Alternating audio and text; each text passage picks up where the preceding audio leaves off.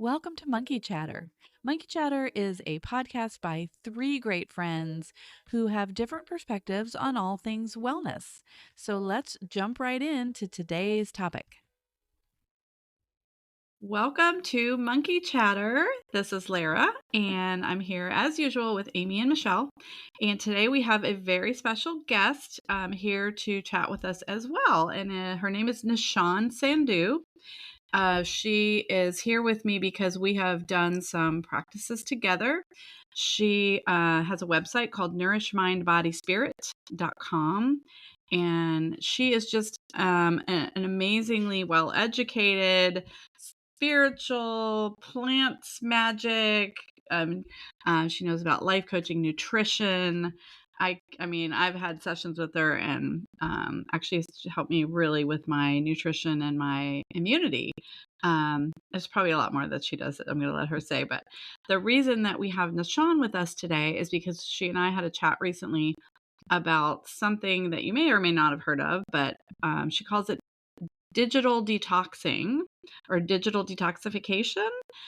So we're going to chat about that today, which I'm sure, even if you don't know what it is, I'm sure you can immediately figure that out and how important it probably is in today's world. So I'm going to throw it over to Nishaan. Welcome, Nishaan. Yeah, thank you. Thank you guys for having me.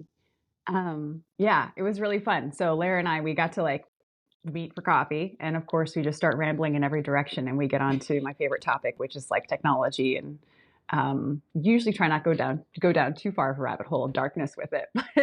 But it is one of those things that so the term I actually like to use is digital hygiene. But working with somebody else, just thinking about the idea of it being digital wellness as well. Yeah, I like that better, by the way. I think I got that stuck in my head. It was detox, but I feel like digital hygiene is much better. Well, I think they're both great. I mean, I think the thing with detox, even within my health practice, I tend to sort of run away from it because it has such a, it's just so intense. And I feel like there's so many things that I think we find wrong with ourselves when we think about detoxification. But when it comes to hygiene, it's like self-care and stuff, which I like. So yeah, it's one of those things where the relationship with technology piece just started to really pop out in my practice, just working with people. So I started my practice in I guess it was 2000. It was around 2007 or 8, and then I technically made it in 2010. But during that time, we could see our relationship with technology shifting. And in the beginning stages, I was doing medical massage, so it was very hands-on, tactile, and would have interviews with people. But then working with people on their nervous system, specifically with herbal medicine, it was really clear that so many things were going wrong in our relationship with technology. And so as we can see, so much has changed since then in the past almost 20 years. But part of the practice is helping people in their relationship with food. But the psychology of eating piece, that's psychology of eating and mind body nutrition piece, is the way I like to describe it to people is the way you go about food is the way you go about life, which is something my mentor Mark David always said. And then a yoga teacher who I love, Kara Sparkman, loves to say, and the way you do anything is the way you do everything. So I'm like, yeah, that's it. So it's the way you go about food is the way you go about life, and the way you do anything is the way you do everything. And so when I'm working with clients specifically, we talk about food, but we're also talking about time management, work-life balance, and inevitably technology has just come up and up and up and up and up. And part of it was just my own sensitivity to it and awareness. Just even as a kid, I remember watching commercials in the 90s and seeing I don't know, Gillette commercial with the legs. And I was just always a chubby kid, and picked on and stuff, never cool. And I just see these people and be like, man, I feel like crap every time the commercials come on. So I was like, I'm going to stop watching commercials. No more commercials. I mean, I was still watching Jerry Springer, but so I kind of always had my head in that space of TV is kind of weird, man. I could feel the vibes when I walked in the house, and then I kept it in the closet forever. And that's kind of started around there. So it's kind of, that's how I'd explain why I do what I do. Yeah. So that's being highly aware. I mean, which is great for what you do. Yeah. It probably opened the door to that. Yeah. So what's your theory as far as digital hygiene goes? I know we talked in depth about this over some coffee or tea, and I was just fascinated. And now, of course, it pops up everywhere. And Michelle even sent us something this morning, I think, that was like, wow, like this is on people's radars for sure. So tell us a little bit more about it. I know, and I'm so excited because I'm like, is it on people's radars, or do they just get our like whatchamacallits correct? Right. We just talked about that. Like, so maybe it's know. not really on there, but because we talked about it, our phones heard it, and now we're getting stuff about it. Right. It's both. Yeah, no, I agree. I do feel like people are talking about it, even working with clients. It's become easier because like legitimately, I do think it's a combo, right? Like the algorithm and better for worse. Like, I mean, you can get some pretty great things coming down your path with algorithms. But yeah, I think that what was your question now? I just completely lost it. No worries. So I was wanting you to give us more of your view of digital hygiene, what it means basically, and like what steps can we take to improve our digital hygiene? Man. Yeah. So when you asked me that question, my brain was like, Jack in the Boxes. Yeah. Just all the things is kind of just all jumped out of the box, right? Yeah, because there's so many factors to it. And I like to think, when I think of the hygiene, there's so many factors. So there's etiquette. I think there's social etiquette. I think there's definitely our relationship with screen time in terms of how it affects our sleep cycle and our nervous system. There's absolutely like the confidence, social pressures, self-esteem stuff, which I think is kind of, people are feeling more, people really respond to that in terms of, because they're like, yeah, I feel that too now that you pointed out. And there's some great books now coming out on it, which I think is great. Boundaries, there's so many. I could just go in a million different directions with it. So it's everything, it's everything. It's quality, it's quantity, like it's just so many different things. Yeah. So for those of us who, and I have to warn you right now, my cat always jumps up and interrupts us, and I can't do anything about it. That's great. My door doesn't shut tight enough to keep him out, and yeah, he likes to be part of the show. He usually makes an appearance. He's here. I'm just keeping him from walking on the keyboard at the moment. So like one thing I think of when I think of digital hygiene or digital detoxing is like there was like some kind of national turn off your phone day or something not long ago, where people were supposed to just like leave their phones, turn them off for the day or a few hours or whatever it was. Like, how effective is something like that really going to be though? Like, is it just like, okay, we did it, now we're done, we're going right back to the habit? Like, it's a habit, right? So just like anything, habits take time to change. Totally. I agree. Yeah, it's a habit, and it's a complex relationship that's kind of tethered into our nervous systems and our dopamine responses and our deepest need for social connection. And like any habit, it does take more time. I do like the idea of turning it off though, because just the other day, it's like it affects everything. I was thinking about what would happen if we just turned our Wi-Fi off at night?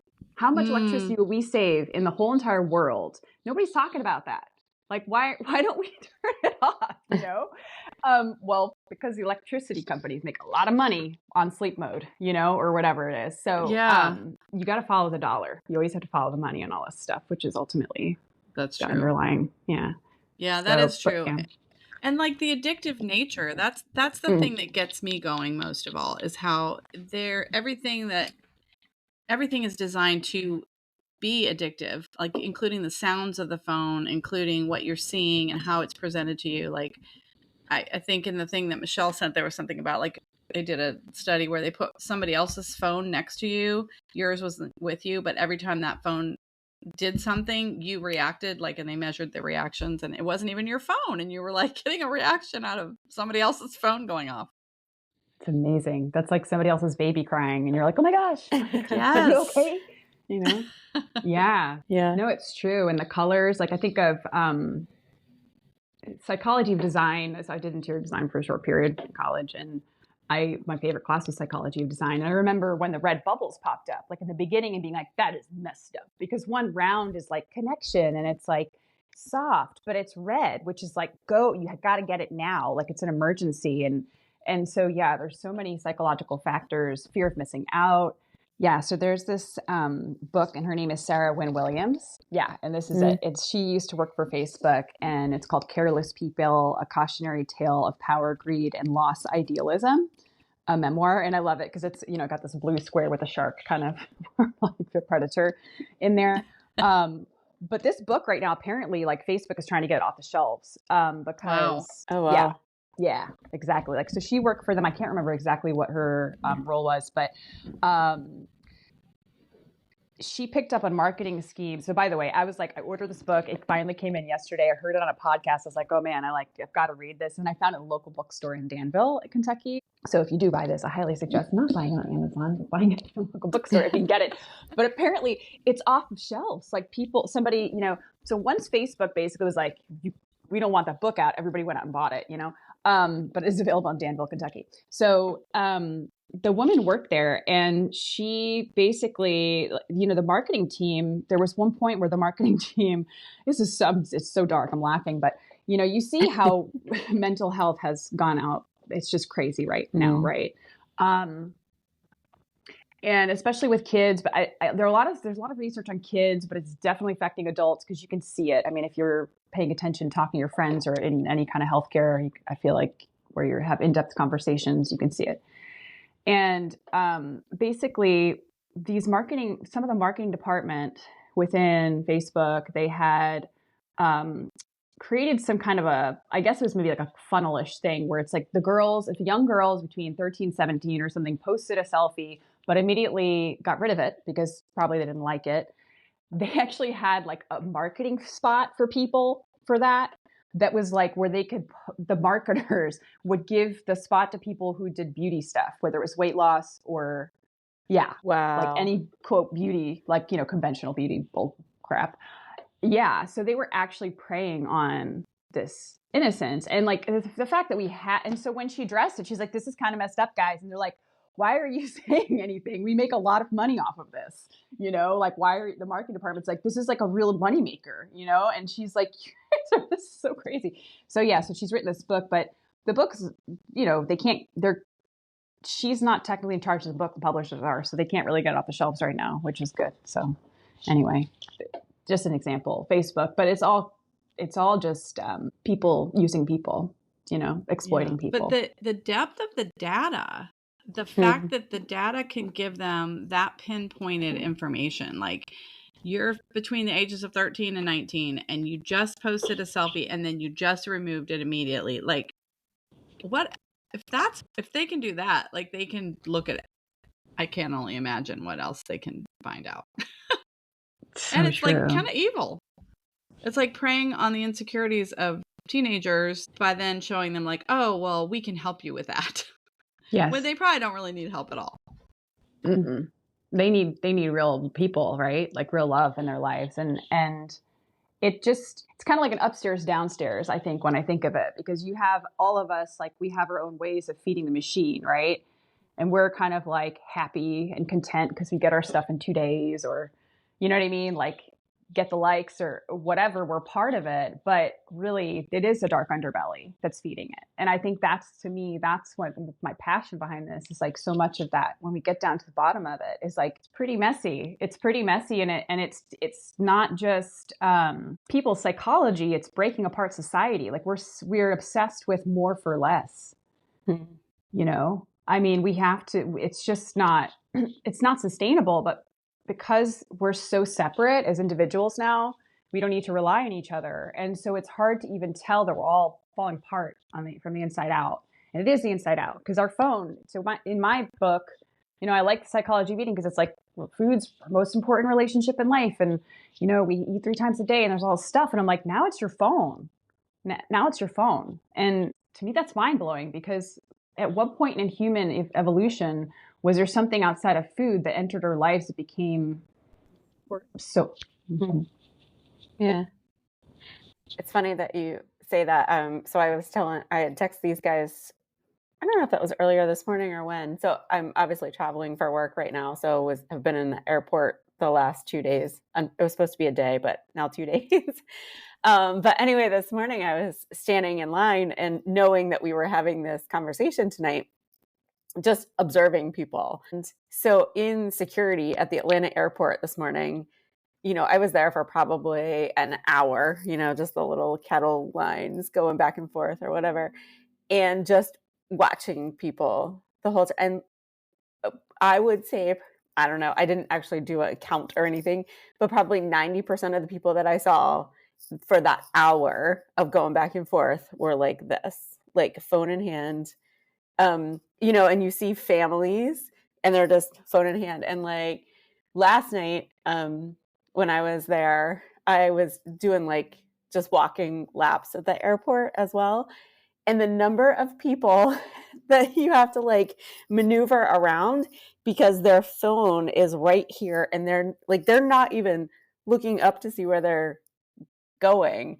And so it was just interesting. And that's like Amy's illustrating this. And if you're not watching it, it's basically phone in front of face. Oh, yes. I realize not everybody is watching, sees a video. But yeah, like it's like their phone right in front of their face, like not. And I've seen that, especially in airports, and people will be so oblivious. I've seen it in other places too recently, where like people will almost run into you or run over you. Oh, yeah. Because they're so focused on their phone and their vision is, it's ridiculous. It's like, watch where you're walking there. You're not, it's like walking under the influence of your phone. Yeah. Yeah, it's a different kind. It's like drunk driving, drunk walking. Yeah. Digitally drunk. Digitally drunk. Do like all those videos, you see the videos on TV or wherever, whatever, like the people falling in the fountains because they just like, oh my gosh. Yeah. It's a DDI. We're going to call it a DDI now. Yeah. It's a digitally drunk intoxication. Yeah. That's so funny. I see the same thing around town, walking around town for sure. Like, that's wild. I was recently somewhere and saw that exact thing. Nishaan, I have a question for you. So, first of all, I'm really glad we're talking about this because we have a sales meeting coming up, and that's why we're coming to Lexington. So Amy and I will be in Lexington with Lara, and at the Salt Cave, and so the portion of the program, right? Amy and I both get like 45 minutes each to talk about our not work life, the other things that we're interested in, and I wasn't quite sure exactly what I was gonna put together, but it has landed on the silence and stillness piece and how uncomfortable that makes people. And so sort of my segue in, and maybe you can fill in any blanks for me or let me know if this sounds look, your cat made an appearance too. I love it. Oh my gosh. Oh my god.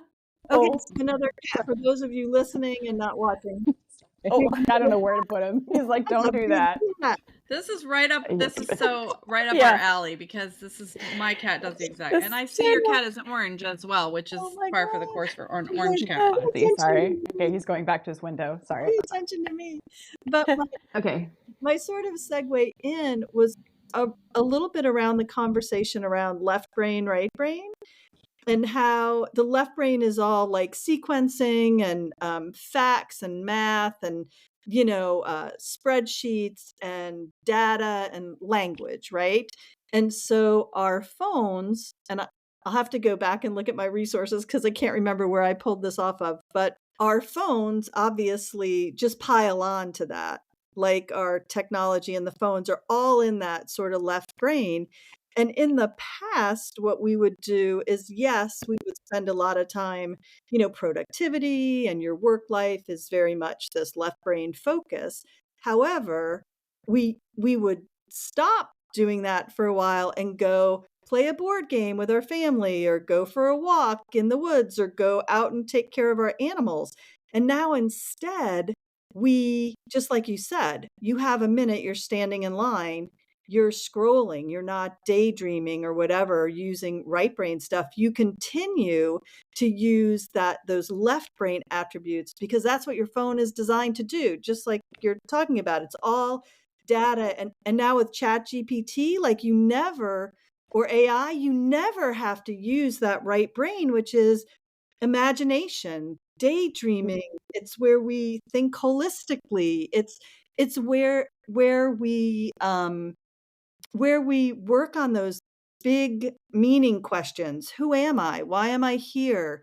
What's the meaning of life? Why, all of that happens over here, right brain. But because we have made that left brain so hardwired now, and the phones and the technology just make it more and more difficult to do that. And the thing I was reading said these mental health issues, anxiety, all of that are driven by the fact that we cannot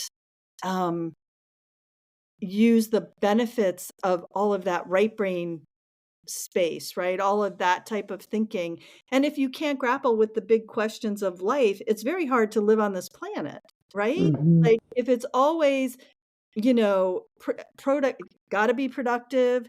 Am I relevant, right? How many likes do I have? Did anybody look at my post? Like that becomes the measurement of success and how we operate. So does that sound like data that seems accurate and real to you? I would think so. I mean, I love it. I mean, I think that when I think in general about computer use, so I think our society has driven us to left brain for a long time, just within our education system. Yes, the Um, lines that, yeah. right? Yeah. But I do I totally agree on that white space, like the lack of white space, and just truly what comes to me is almost the visualization of kind of even just like the masculine, feminine, yin yang kind of thing, where it's like Mm. yin is going forward and moving and da da da da da. And then I'm sorry, the yang is forward moving and doing all the stuff and like, data and put the thing over here and where's my pencil sharpener, you know what I'm saying? Kind of like this moment. And then the right brain just receiving and sitting back. So it does seem like, how can we sit back? How can we do that when this is always going? I like to think of the scrolling. Like I have this question in my brain, and maybe you can find out the data for the answer. But I'm like, how many newspapers would this actually be? Just like scrolling for 15 minutes. Think about an actual newspaper and how tiny it was, and we just sit there and read it. But how many newspapers do we read, quote, read in so much time? But as you're speaking to this idea of just being on overdrive and having low CPU, like we can only handle so much. So of course we're physiologically freaking out and having anxiety because it's just, I cannot compute, kind of mode that we get into physically because we're not robots. We're just not robots. Yeah. I love where you're going with that. And I think it's so important for us to be able to have the creative mind. I mean, two things that come up in my mind in general with and this is almost like, I feel like it's hard to say it because I feel like it's used politically or something, like, but the concept of critical thinking, like true critical thinking, Yep. I think that's being lost versus people just kind of finding propaganda or just believing everything, like reading and believing everything, but you can literally type in an internet search the same thing with the opposite belief and find that too, and probably good evidence on both sides, So I think there's a breakdown on that regard, but there's also a robbing. For sure, there's totally a robbing of actual connection and slowing down and creativity. For sure, like definitely. And I think that that's something so I want to share some data that might be helpful too with you. I don't know, like that kind of supports it, but it's in a different fashion. So I did these interviews in 2018 with clients and different people that I knew or didn't know. And I just really wanted to understand kind of what their relationship with self-care and creativity and these things were. And often I kept hearing this, and this is part of what to me inspires me to largely is like, when you're coaching people and they just aren't doing the thing, you always want to know, okay, what's going on? Like what's happening, right? Like what's happening? And so I would talk to them, and Larry, I think I may have shared this with you. I can't remember. But so in the interviews, I kind of would dig down, and they'd just say, well, it's like, I used to be creative. I used to be creative. And I'm like, I totally hear you. Like, what happened? So my immediate question was like, he used to be creative, probably related to your phone use, because I've just seen this so many times that our creativity dies, our productivity dies, slowing down dies, like all that stuff dies when we suck it over we just siphon it over to the phone. And we have a choice. We think we don't have a choice. Anyway, we can get into that. But every person that I asked that question, I would kind of say, well, when did you get your phone? When did you get the internet? And inevitably the dates would line up almost perfectly around there. Like, that's when I just, this point, I used to be creative. I used to do what I love to do. I don't do what I love to do anymore. And I'm like, when was it? And they're like, oh, 2010. When did you get your phone? When did you get Wi-Fi? And it would always line up. And so there's this very clear cauterization of people's creativity and their true connection, and they're actually slowing down. And it's scary.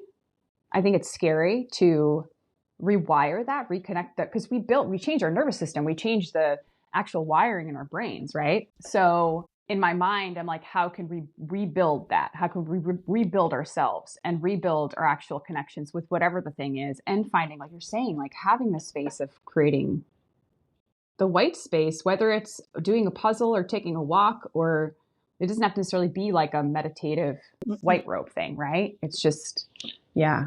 Yeah, one of Martha Beck has done some really interesting work around anxiety specifically. And one of the things that she found is that in order to really sort of interrupt the anxiety pattern, you need to do something creative. You need to replace it. And it doesn't have, so when we think creative, I think we have a tendency to say, oh, but I don't draw, or I'm not musical, or whatever. And she's using the term creativity a little differently and creating differently, right? It's just you sort of interacting and creating something. It doesn't necessarily need to be a piece of art, right? And so I think that's part of the challenge, like when you're working with clients, is trying to shift that mindset to, you don't need to sit down and take a painting, right? Or, and so as a coach, you probably, ask them, like, what did you like to do when you were 9 or 10? Or because so here's a really cool piece of data. Only 2% of adults would be classified as creative geniuses. However, 98% of 4 and 5-year-olds classify as creative geniuses. Oh, Yeah, So awesome. right? And so when you think about that, you talked about school, right? How we take it makes sense that it's the 4 and the 5-year-olds who haven't been sort of, left brain, it's all left brain. And I think one of the ways that they did this is they gave, you know, a group of people, like, 2 sticks of marshmallow and a straw, and said, build something. Like, it was like that, right? And you know how that goes with grown-ups, like, yeah, yeah. But the kids were amazing. And like, they would build something and it wasn't right, or it would fall down, and it wasn't like a big deal. They're just like, oh yeah, so you give me your thing and I'll take, so really fascinating.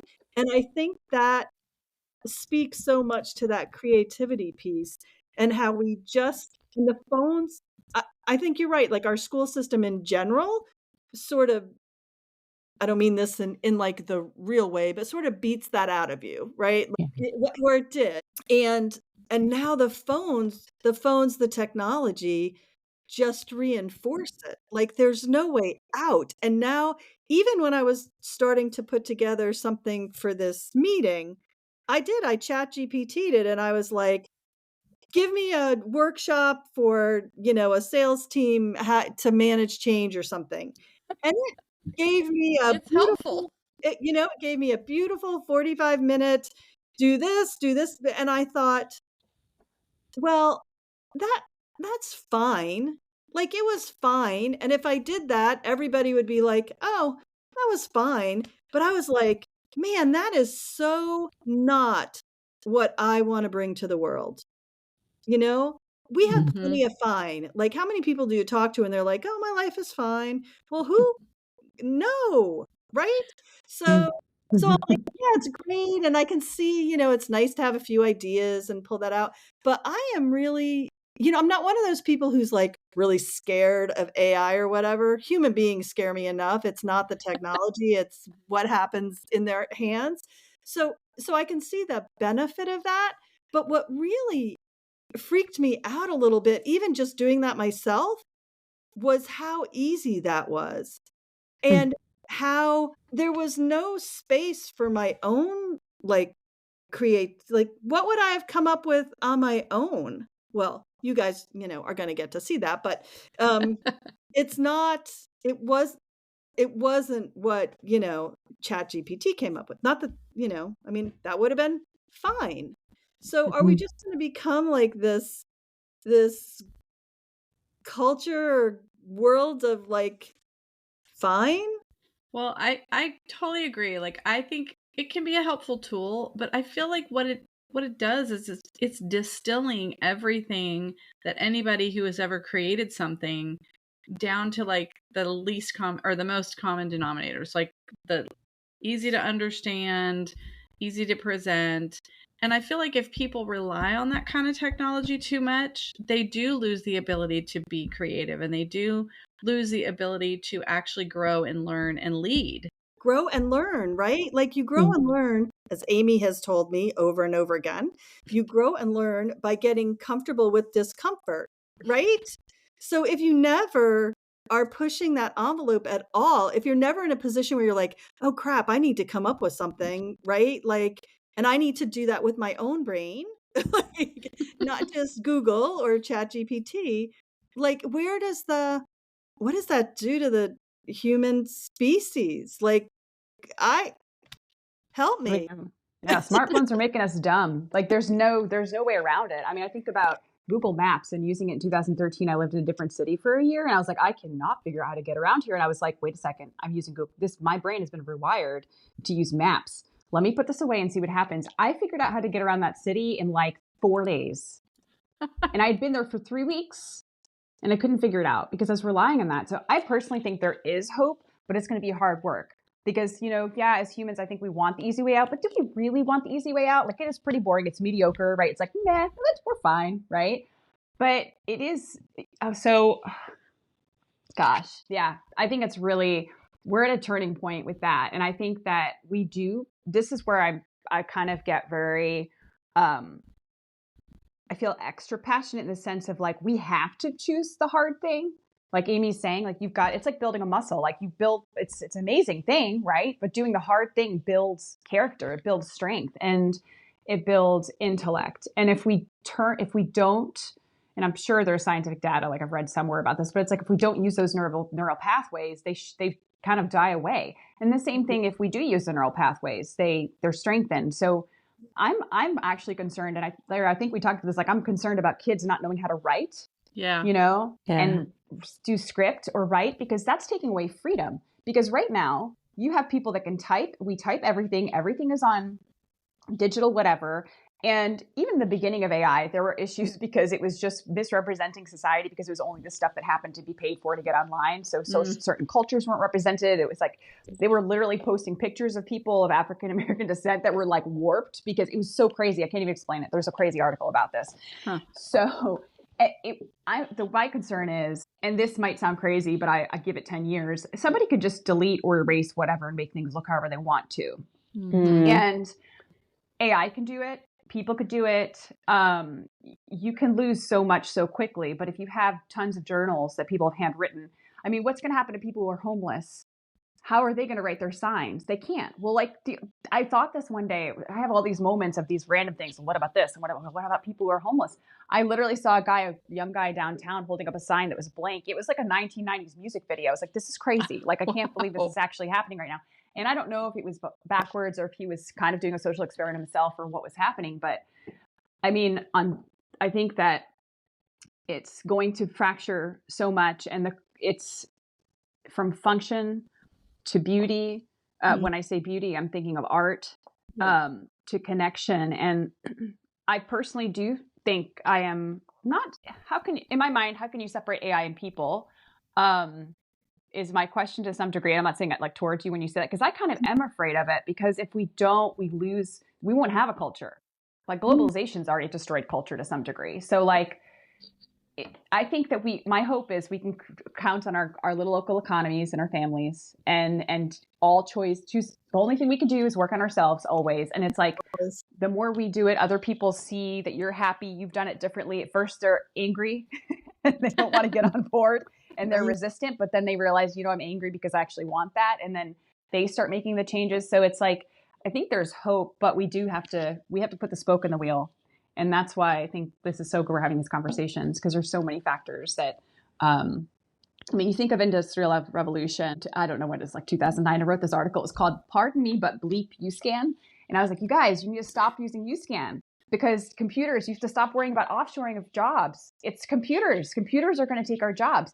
So you have the social system that's built people, that's rewarded people who are computer-like, people who can memorize everything, who are very obedient, who just repeat and regurgitate things. They reward them with scholarships for college. They don't have debt when they come out. They make bank, and they're the successful people, and they look down on other people who didn't follow that path.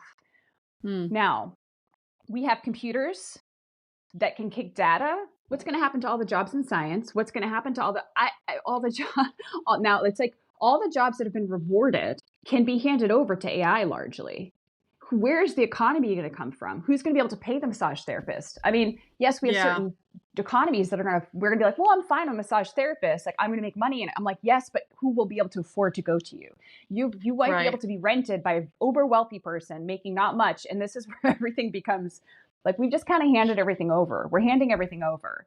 And I think that it's a hard reality that's moving real fast. And the sooner we have these conversations and band together on smaller local communities, the safer people are going to be. The UScan is it's an interesting example, because I mean, how many of us have used those, and I use them all the time, but a part of me kind of does think about that. When I do it, I'm like, am I basically, there's one person for 5 or 6 scanners. That's 6 people that could have jobs. And then I think to myself, I'm doing all the work here. Why am I not getting a discount? Literally. I hate those things. My husband will go through those all the time. I absolutely hate them. I'm like, and this is nothing against anyone who works at a grocery store, or any sort of store, or this is not meant to be derogatory or anything by any means. But I'm like, if I wanted a job here, I would have applied for a job here. I don't want to work here. I'm doing everything. I'm scanning, I'm bagging, I'm doing it all. So why am I paying the same amount as someone who just gets to stand in line and hand their stuff over? Yeah. People should start thinking about that when they go to the store. I hate those things. I mean, them. Yeah, they're bad. I agree with that. It's a good example. I heard some. Go ahead. Oh, God. No, I was just going to say, I heard somebody just kind of jokingly say, if they took something or whatever, not shoplifting or whatever, they're like, I'm just giving myself an employee discount. Yeah. Just like, oh my gosh. That's hilarious. It is crazy. Yeah. So I have a question, and this relates back to just probably more phones, but not necessarily phones. But one thing that made me think about it was recently I got this email, and it was from a local initiative. It's like a green initiative, and I'm on their list because we at the business, we try to stay green, and we want to earn our points and all that. And so this email came, and it was late at night, and at the end of the email, the person who wrote it basically said something like, by the way, just because I sent this after hours does not mean I expect you to read it or respond after hours. Love that. And I was like, good for her. That is, I mean, maybe she shouldn't have even had to do it. Hopefully she has time in her day where she doesn't feel so pressed that she has to work at night. But who knows, what the situation was. But I was like, if more of us had that mentality of just because we receive an email at a certain time of day doesn't mean we have to respond to it immediately. But yet you feel this pressure, text message, same thing. It's instant. Yeah. And that's so interesting, because I was thinking about this the other day, because, when you're in sales or whatever, and somewhere along the way, we created this idea that to be good at your job, you needed to respond right away. And I'm thinking to myself, oh my God, what we've done is we've trained these people to expect us to respond right away. And then when we don't, they get annoyed because we always have. And so it really is, like you said, it's kind of on us. And I have started to do this. Like, 24 hours is fine. Like, if you send me something and I'm back to you in 24 hours, I think that is totally acceptable. And of course, once you start to do that, you realize people are kind of resourceful, and a lot of times they just figure it out without you. And then the thing was not really, they didn't, like, it didn't need to be responded to at all. But that has been hard because it was so hardwired early on that somehow this immediate, you know, if you were better at your job, then you were going to get back to these people and take care of it right away and do whatever they needed. And like, and now I'm like, yeah, no, I'm not doing that. And Good. that didn't really make anything any better. It just made the other person expect that from the next person they interact with, or from me again, and you can't always do that. So I really, there are some days I wish I could just dig into just topics, like really go hardcore, but I would love to really dig more into this idea of expectations, the ones we set for ourselves, the ones that culture sets for us, the ones that, we set for other people, and how much angst and anxiety and ridiculousness goes on because of these sort of, I don't know, we just sort of pluck them out of the air. Or somebody told us when we were 9 that this is how things should be done, or you saw your parents do something and never questioned it, right? It's just, you will go to college, right? I mean, expectations like that. Yeah, I don't know. I don't know how I got on that rant. Sorry, everybody. That's great. No, it's so funny that you said that, Michelle, because so I've been reading this book. So my goal for 2025 really was to slow down some. Yeah, I'm going to go for the second quarter and work on that. But so I'm reading this book called The Ruthless Elimination of Hurry. I actually have it here on the desk. But Michelle, you and I have had this conversation before about like the whole, you get an email and like you think that you have to respond right away. And I marked it because again, I knew we were having this conversation tonight. But he just talks about like when you get back from a long vacation and you're expected to spend 3 days going through email, it usually takes you just a few hours because most of it got worked out shockingly without you. And I know we have had that conversation multiple times. So, yeah. So true. Oh, Claire, you have yourself muted. Oh. Yeah, and I was just gonna say that's such a great example too, and I was gonna ask Nishaan how that relates to, like, so it's how resourceful are we?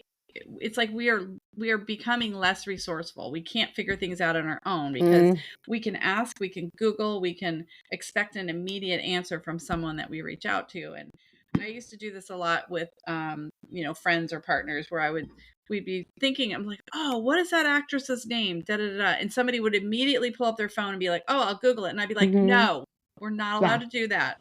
We are going to use our brains and it will come to us. So, and 9 times out of 10, you give it a few minutes and it does. You remember.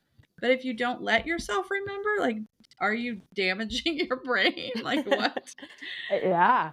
I would think so. It's all evolution, right? It's all evolution. Like whether it's being good at your job, right? It's like rewarding people based off of performance, not really brilliance, Love that. versus both. And then just having that space of it's training us. It's like Pavlov's bell, right? What is the thing that's enticing us to it? Is it the like? Is it the good job? Is it the raise? What people know, people that want us to do certain things know how to pull us along leashes, right? So that's where we have to like choose differently. And I think 2 pieces that come up in general around this is boundaries. And then there was one other one, but I don't remember what it is now. But like, for example, with the moment of, hey, like, what's the name of that actress? Like, and then going, no, let's use our brains. I love that so much. That just happened with me yesterday. And we didn't look it up. And it was like 10 o'clock at night. I was like, texting the name, and I spelled it wrong because I hadn't Googled it. And I was like, I don't know how to spell their name. But yeah, so it's like being able to have that, human brain, like that to me is a dopamine hit. Like it's okay if I have to wait 15 hours to remember it to get it, but yeah, it's like a workout. It's like we're not working our brains out, so they're gonna atrophy. Yeah. It's interesting society. So that actually is, so one of the questions I was going to ask you is, and not to like put you on the spot, so if you can't come up with 3 or whatever the magical number is, but like if you had 3 words of wisdom for people, like what would be the steps that you would take to try to have better digital hygiene? Yeah, it's a great question. So I'm the curious monkey today, Michelle. Yeah, good question. That's normally Michelle's. I love that you're the curious monkey and the chatting monkeys. So number one, there are 3 things that pop up. Number one is boundaries. Whenever people come up to me and they at a cocktail party, a meeting, whatever, and they're like, what's the best nerve for anxiety or the best herb for anxiety? What's the best herb for stress? And my response is boundaries. Because one, it nips the conversation in the bud, but 2, it just gets the point across. Is like, we typically don't need to medicate ourselves. We need a different system, you know? So number one, before boundaries is, how does this make me feel? Which is the same question I would ask anybody about anything they do. How does this actually make me feel? Like, what's actually happening in my body? Am I laying on my couch, my roommate comes home and suddenly I realize that like my blood pressure rises every time? Maybe I need to get a new roommate. You know what I mean? Like the question is, how do I feel right now? And so if we look at our bestie phone, and our phone is like giving us a heart attack half the time, it's like, wait a second, like maybe I need a different roommate, you know, or I need different boundaries. Maybe you can't get rid of the roommate, but you're like, what are my boundaries around that? So I think asking yourself, how do I feel? I think asking yourself, like, what boundaries can I put into place? So for me, for example, like, I love that woman sent that email and she said at the end, I don't expect this. But for me, what I do now is if I write my email at 10 o'clock, and part of this is boundaries for myself, because we teach people how to treat us, is that, and I'm good with this on email, I'm not great with text, but like, is typically, I'm getting better at it, but it's like, I set it to set up for the next business day or the next day. And same thing with friends. Like if it's like somebody asks me a question and it's like, I know you know this, you could get this information somewhere. I'm going to pause and give, you know, like you said, like Michelle, like give it 24 hours, you know, magically it gets done by itself. Like do that with anybody. It gives people an opportunity to grow. We're robbing people. It's like with kids, they talk about like how there's lawnmower parents. It used to be helicopter parents. Now it's lawnmower parents, where it's like, Lara, did you tell me about this? Somebody told me recently about this. I don't think it was me. No, this is new for me. Yeah. Okay. It was new for me too. So lawnmower parents, they like mow the lawn in front of the kid, and it's just this like perfectly paved path. Nothing to do. How can the kid grow in that, right? So yeah, I think asking yourself how it makes you feel, having the boundaries, and the courage under the boundaries is having the courage to do the thing, and seeing it as you're giving the other person an opportunity to grow, or I'm saying like, my middle finger to the system, however you want to look at it. And then I think the third one would be, I can't remember what the third one was before, but the third one's coming up to me now, is just like promising yourself to do one step and sticking to it. And I think that with technology, with that one step, I think make it a physical proximity step, because the proximity of our phones is half the battle. It's like, I used to smoke when I was a kid. I was like, I'm so cool. I got my clove cigarettes and like smokes and stuff. And I had to quit. And like, I was an herbalist. I remember somebody being like, it's kind of off brand, you know, to be smoking at like 25 studying herbal medicine. I was like, yeah, I guess I should probably stop trying to be so cool. You know, you got to get rid of these cigarettes. So I tried quitting. And even then I was really fascinated with addiction and pain management. Like, so it kind of got me into it, was just the psychology of addiction. And because I knew people that had pain and then they got on pain meds and never got off. And I'm like, okay, it's the same thing. Facebook is kind of like, it's no different than pain medication, or phone. It's no different than pain medication. It's just getting off the thing. And so I think about our patterns around that. And one thing with smoking that helped me was making it harder. So one would be I'd hide a pack of cigarettes, or I was like, and I took my time quitting. I took my time quitting because I knew I couldn't do it overnight. And so I thought, okay, one step to make this harder is I'm going to roll cigarettes. So everybody in Louisville at the time, I'm like 19, I guess, like rolling cigarettes. I literally told people, they had people tell me they thought I was rolling joints on the street. And I was like, oh my gosh. So I'm like rolling cigarettes because it made it slower. And then just found that just the proximity and slowing things down. So example to phone, don't keep your phone plugged where you usually plug it, because you plug it next to you on the couch or your bed. Move it to a place that you can't see it. Move it to a place where you actually have to take work, that you stumble over a few things before you get to open the cigarette box and light it. Right. So I think that's the third one is make a choice and stick to it, and make it a physical proximity choice in some shape or form, whether it's removing an app, it's something with a phone, it's moving your computer. I mean, it's going to be different for each person depending on what they're trying to the habit they're trying to kick, I think. Yeah. Those are great. I bet you if somebody did that, well, the other thing is when you forget your phone, you forget your phone, initially there's that panic response. But then if you can get past that, whoever you're with or whatever you're doing, there's so much more focus. I feel like focus goes so far up when your phone is not on your person, interrupting you. That's so human. I love it. Yeah. Yeah. I have a question for you. I'm shocked, Michelle. With curiosity. Once you start doing all this work, and we're all sort of a certain age. We've got a few decades of experience and trying things, and so when you talk about asking that question, how does this make me feel? So for those of us who have been playing in that space for a really long time, that seems really oh, I know exactly what she's talking about. How do you work with many male clients? With many men? Sometimes. I think not as many, no, not on this stuff. It's more clinical, typically, what I find.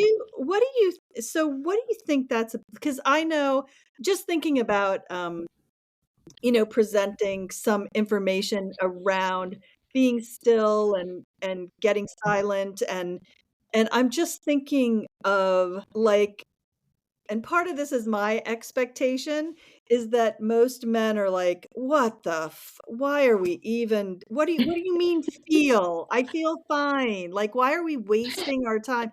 This is ridiculous. How do I get out of here? So, and maybe you've had some resistant female clients, maybe. But so when the resistance comes up to this stuff, because I think a lot of people in our culture find it much harder to do this stuff than to go to the gym. So I was going to jump in because, Michelle, you're talking about men and sometimes women and people who are resistant to feelings or the emotions of it. And I was thinking too that maybe Nishaan also meant somatically speaking, how does it feel in your body? But those types of people typically aren't in their bodies. They're not in tune with how things make them feel in their body. So both of those are really interesting topics, I guess, or questions for Nishaan. Great questions. I think that well, one part of the reason, so not working with men was a choice at one point I had made. And so now I will work with men usually if it's somebody's husband or referral. So I'm the worst person to probably ask for that actual data, but I can speak on the non-gendered masculine and feminine within us. And I think it's true, Lyra, what you're saying about sometimes those of us that maybe kind of in that left brain, high performance and high brilliance, maybe combination, but wanting to get the quote right answer, which is fitting the box in the box, kind of the left brain stuff. Sometimes it can be hard for sure for them to dance in both bodies, the emotional body or the embodied, a physical body. Those are great points. And so, I think, so were you asking specifically how to work with that in particular, or if I notice that? I'm really curious how would you approach that? How would you work with that? Where would you start? Yeah. I think everybody's different how they work with this. Personally, I sort of let it run its course. When I work with people, I work with them long term because I know that inevitably we might hit a point of our stuckness, which we all have.